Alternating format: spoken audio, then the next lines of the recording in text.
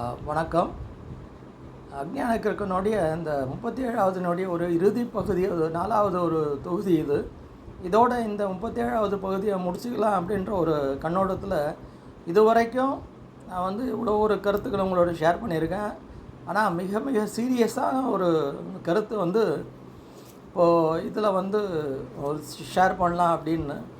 இப்போது இந்த வெளிநாட்டு கலப்பு, ஊர்களுடைய ஒரு கலப்பு, அதன் மூலமாக வந்து அங்கேருந்து நம்ம பிடித்து கொண்டு வரக்கூடிய ஒரு வியாதி, அது வந்து உயிருக்கே உழ வைக்கக்கூடிய ஒரு பலதரப்பட்ட வியாதிகள் நம்ம வந்து உலகத்தில் பார்த்துக்கிட்டு தான் இருக்கோம். இப்போ வந்து பலவிதமான நோய்கள், ஒரு ஊருக்கு போகும்போதும் ஒரு நோயை பிடிச்சிக்கிட்டு வர்றது, அங்கே இருக்கக்கூடிய வாழ்க்கை முறை, அங்கே இருக்கக்கூடிய பழக்க வழக்கங்கள், அங்கே இருக்கக்கூடிய உணவு முறைகள், ஒரு கிளைமேட்டிக் கண்டிஷன்ஸ், இப்படிலாம் நம்ம அங்கே போகும்பொழுது இதோடலாம் ஏந்து வாழ வேண்டிய ஒரு சூழ்நிலை ஏற்படும்போது கண்டிப்பாக அவங்கக்கிட்ட இருந்து அந்த தொற்று நம்மளுக்கும் வந்து இந்த உலகம் முழுக்க நம்ம எங்கெல்லாம் போகிறோமோ அங்கேயும் அதை கொண்டு போய் அதை சேர்த்து ஒரு பயங்கர ஒரு தன்மைக்கு வந்து நம்ம அதை ஆளாக்குறோம்.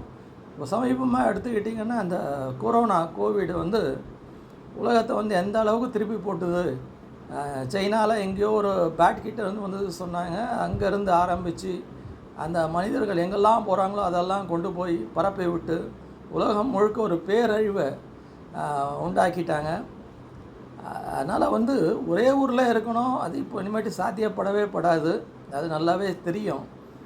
ஏன்னா வந்து ஒரு பழைய முறைக்கு இனிமேட்டு திரும்ப முடியாது நம்ம. இருந்தாலும் இப்போ வந்து ரீசெண்டாக எடுத்துக்கிட்டிங்கன்னா அந்த மங்கி ஃபாக்ஸ் அப்படின்ற ஒரு புது நோய் ஒன்று வந்து அது 50ல் வந்தால் கூட இதனுடைய தாக்கம் வந்து இப்போ ரொம்ப அதிக அளவில் ஆப்பிரிக்காவில் இருந்து பல நாடுகளுக்கு பரவி நம்ம பாகிஸ்தான் வரைக்கும் வந்ததாக சொல்கிறாங்க. ஆனால் அதனுடைய தாக்கம் எப்படி இருக்குமோ தெரியல.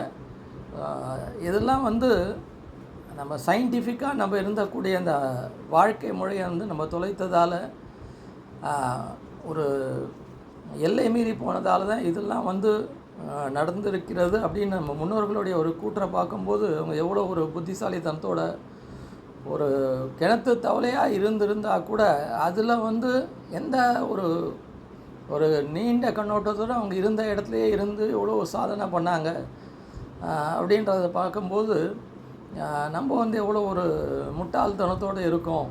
நம்ம உலகத்துக்கே வாழ்க்கைக்கு உழ வைக்கக்கூடிய ஒரு செயலை வந்து நம்ம செஞ்சுக்கிட்டு இருக்கோம். ஆனால் இனிமேட்டு இதில் இருந்து நம்ம திரும்பி போக முடியாது.